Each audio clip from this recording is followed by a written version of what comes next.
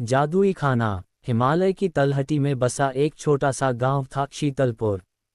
वहां सोमन नाम का एक अनाथ लड़का रहता था। सोमन के पास न घर था, न खेत। वह दिन भर गांव वालों की गायें चराता और बदले में उसे 2 सूखी रोटियां मिल जाती थीं।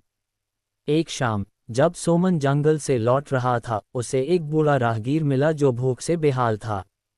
सोमन के पास अपनी मेहनत की केवल एक रोटी थी। उसने बिना सोचे वह रोटी उस बूढ़े को दे दी। बूढ़ा आदमी मुस्कुराया और बोला, बेटा, तुम्हारी दया ने मेरा दिल जीत लिया। मैं तुम्हें एक ऐसी चीज दूंगा जो तुम्हारी भूख हमेशा के लिए मिटा देगी। बूढ़े ने अपने झोले से एक छोटी सी मिट्टी की जादुई देगची निकाली। उसने सोमन को सिखाया, तारानकन, जब तुम कहोगे पक जा देगची, पक जा, तो इसमें दुनिया का सबसे स्वादिष्ट खाना अपने आप बन जाएगा। तारानकन, जब पेट भर जाए तो कहना बस कर देगची, बस कर, और खाना बनना बंद हो जाएगा। सोमन ने आज्ञा मानकर मंत्र बोला। देखते ही देखते देगची से देसी घी के हलवे और ताजी पूरियों की खुशबू आने लगी।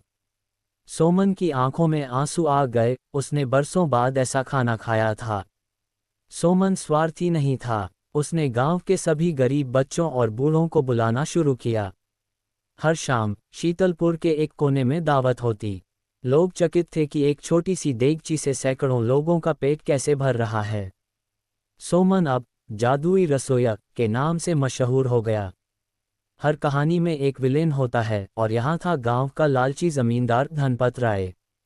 जब उसे जादुई देगची का पता चला तो उसने उसे चुराने की योजना बनाई। एक रात, जब सोमन सो रहा था, जमींदार के नौकरों ने देगची चुरा ली। धनपत राय ने अपने महल में एक बड़ी पार्टी रखी और शहर के अमीर लोगों को बुलाया।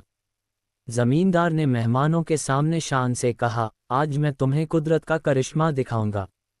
उसने चिल्लाकर कहा, पक जा देगची, पक जा। देगची ने खीर उबलनी शुरू कर दी।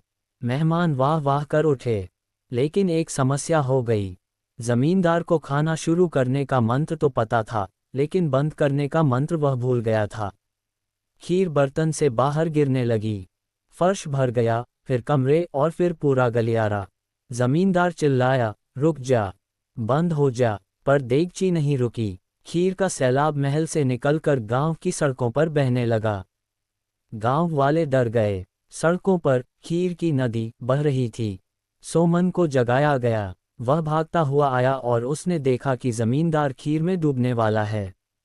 सोमन ने अपनी जादुई आवाज में जोर से कहा, बस कर देगची, बस कर। पल भर में खीर का उफनना बंद हो गया। देगची शांत होकर जमीन पर गिर पड़ी। जमींदार को अपनी गलती का एहसास हुआ।